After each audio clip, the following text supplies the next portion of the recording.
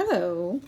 In today's project, I'm just going to show you my shipping process. These are the materials I use. Of course, a scale, some bubble paper, cardboard boxes. I do have some branding boxes, but I also use the free ones from the post office. Lots and lots of bubble. Then I get my sheet with all my orders. Once I get that done, then I begin the wrapping process. Decide what size box to use. In this case, I'm using a large shipping box that's free from the post office. I seal the box with tape. Once I do that,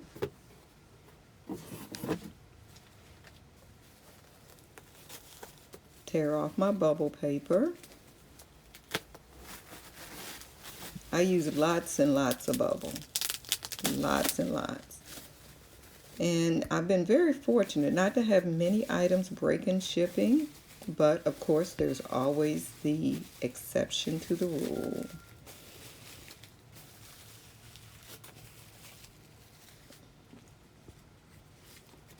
So once I get that done, I put a label on it. It just says thank you.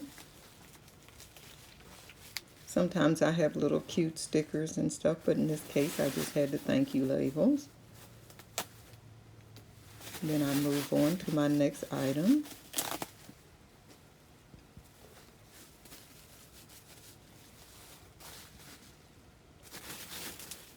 In this case, I was wrapping the balls where the wire is in between before I wrap the whole item.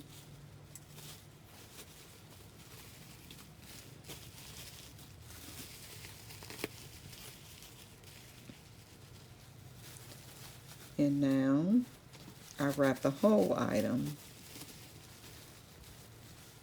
So you can see I go through a lot of bubble, but I'd rather be safe than sorry. It's not that expensive.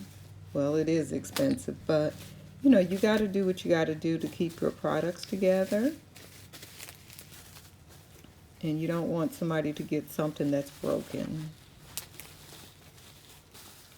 And hopefully on the other end, they're going to recycle some of this bubble, so it's not like it's totally wasted. Next item in the box.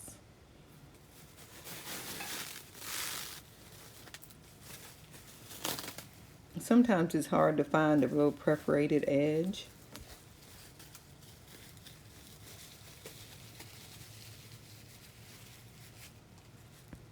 And see, like this was an easy one because it's not, it's breakable, of course, and unfortunately, or fortunately, majority of the items, I would say about 90% of the items that I sell are breakables. They're all very fragile. That's like a Fenton bell. So the first thing I do is stuff some bubble up inside to stop the little bell ringer part from, you know, hitting up against and accidentally, you know, crack or something. And usually it's best to wrap with the bubble inside. It gives it a little bit more cushion. I don't think it's like makes a big deal, but that's just what I normally do.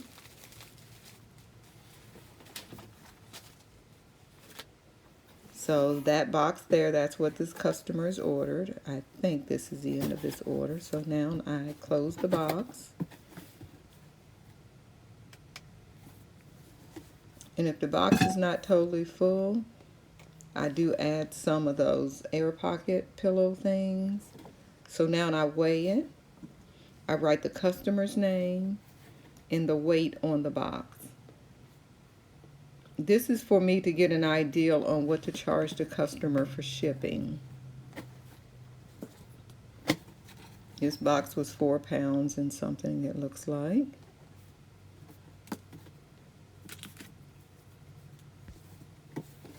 And that's the customer's name, so I double, you know, to make sure I don't forget who it's for.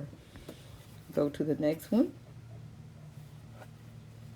have it upside down, but that's fine because once I get it in the box, I can always flip the box up.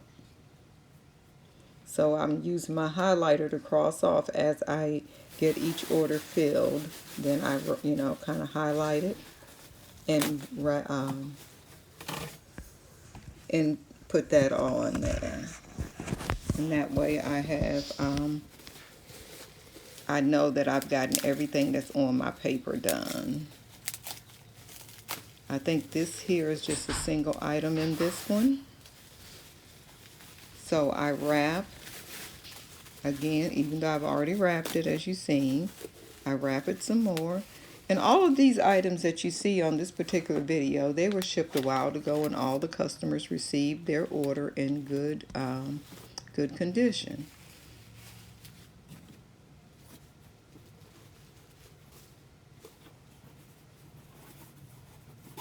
So again, I close the box, but I'm not sealing it at this time because I probably need to add a little bit more bubbles, something to keep it from where the air pockets.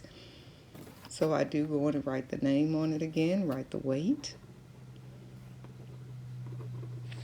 Set it down. I think I speeded this video up, but I think the whole thing took me about a little bit less than an hour. I think it was actually 53 minutes. That was for me stopping and going to get a few items and everything. So it's not a long process. These are just some little boxes. The post office do have a similar size, but they have to go priority mail. In this case, this item was less than 16 ounces, so I was able to save the customer money and charge the rate of a first class. First class goes up to 16 ounces, and so it's usually $5 or less to ship a first class item, whereas if I had shipped this, I think this was going to Washington, and it costed like $5 and some change. Whereas if this was first class, it would have been $8. And I mean, if this was priority. And I really have not noticed a big difference in time, even though they say it is. I haven't noticed a huge amount of difference. I'm always surprised when a customer sends me a note to say they've already gotten their package. So now I've wrapped each one of the salt and pepper shakers. I've wrapped each one individually. And now I'm wrapping them together.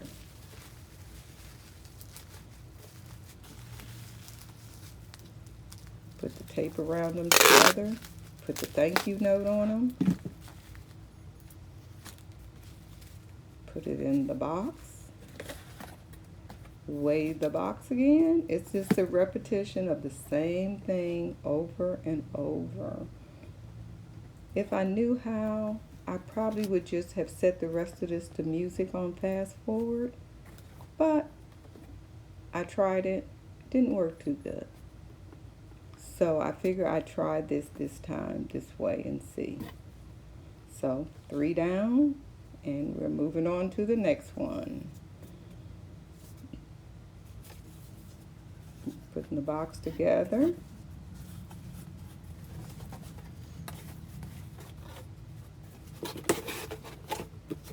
And once we get it together, I find this to be the easiest way for me. I know some people do it differently, but this is how I find to be most time effective, save me the most time by sitting down and just do everything. And today I only had about 13, I think, boxes to ship. And so, like I say, this saves me a lot of time.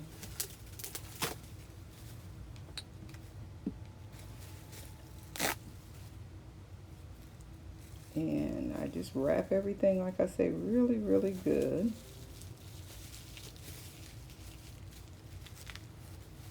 This was salt and pepper shakers, so you notice again it's the same process. I'm just wrapping them up once I get everything wrapped up. Then I wrap them together usually. I tell you, a big roll like I showed earlier in the video usually lasts me Used to last me a long time, but now that I'm shipping a lot more, I usually will order sometimes from Amazon, and sometimes it's an eBay seller that I use that have really good prices. It comes very fast. So, you know, so once I get it, so usually when I start getting low, I'll go on and order before it's gone.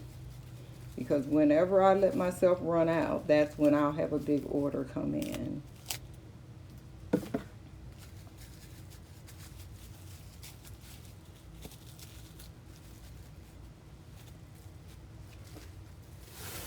So that piece was a little bit too small, so I just go in and just get a bigger piece and just wrap it really good. This was a Fenton egg, which one of the fairy lights, which sometimes can be pretty hard to come by. So you really don't want those items you don't want anything to break, but when it's those coveted items that's hard to come by, you definitely don't want it to break. And it's not like you could just go to Walmart and buy more or reorder from Amazon or anything like that, because they are, basically almost, one-of-a-kind items.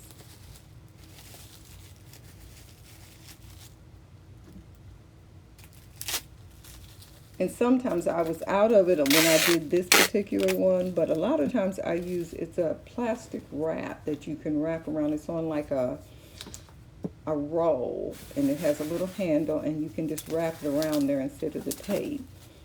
And actually, believe it or not, the Dollar Tree actually sells that. So I do get it, at the Dollar Tree, or sometimes I do order it.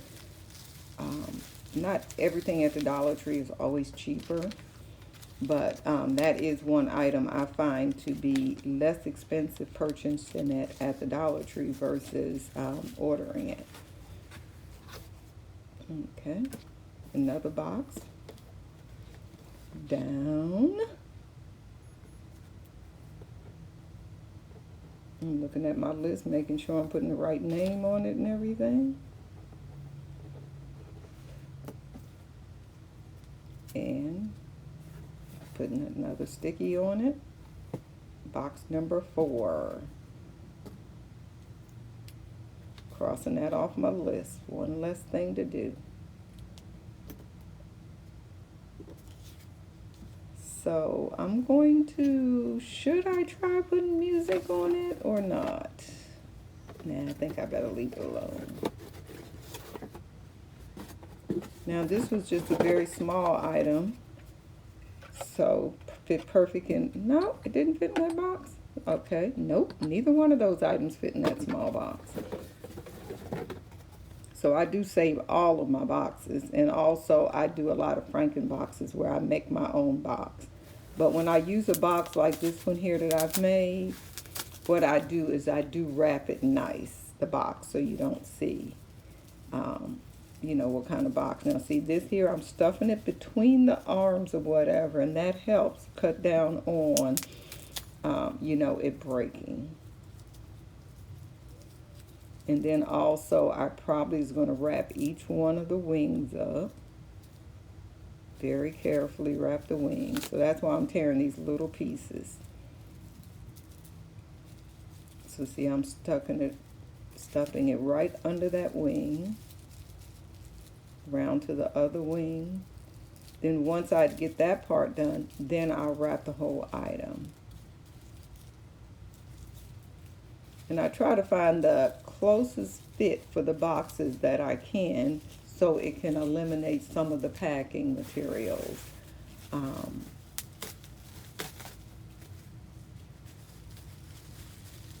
And that way I don't have to add a whole bunch of extra stuff once I actually get the item in a box. So I know this video is somewhat long. I'm hoping this time I have success. This is about my 3rd or 4th try of doing this. So hopefully it will all come together. Okay, box number 5.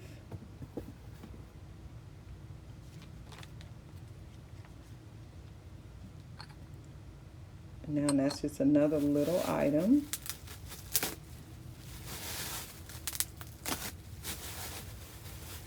Maybe I must be going to be wrapping more than one thing on this here because I don't need quite that amount. Oh, it's something with a top and a bottom. It's like a little, some type of little trinket dish, a covered trinket dish because that's the top. So I would wrap it good.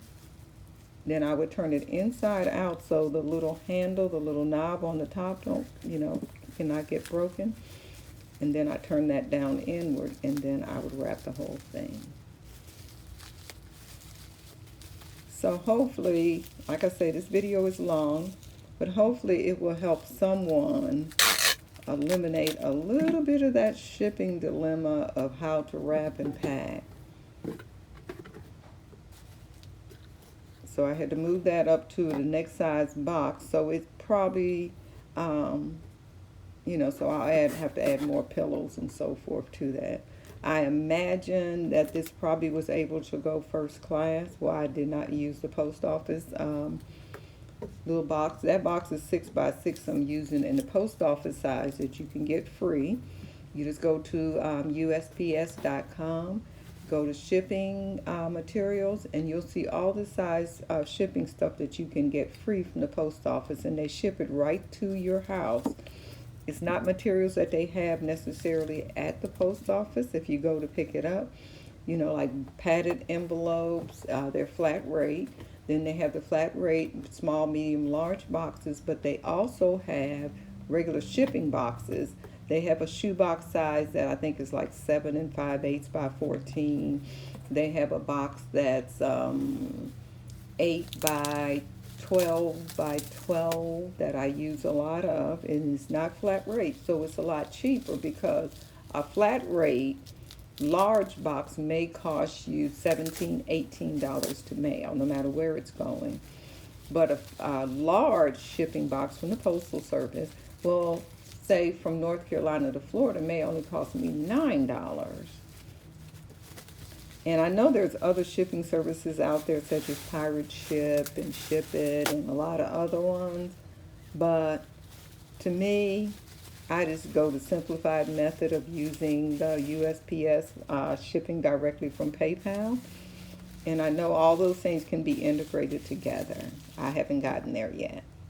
So I still go the old school way, but I do go and order, go to USPS once I get all my boxes shipped, log into my account, and request pickup. And in that case, they come right to my front door and ring my doorbell, and I give them everything. They scan everything right there, so I know that it's, my packages are accounted for. So at that point, if it's lost, then I can make a claim through the post office. So, but that's basically my whole shipping process. Hopefully I'm pretty close to the end now, and I'm not sure where I am on this process. But it's just repetition of doing the same thing over and over and over. And each time I make sure to put that, sticker on there so I know for sure who the boxes belong to. So that's another one done. So let's see how many we have now.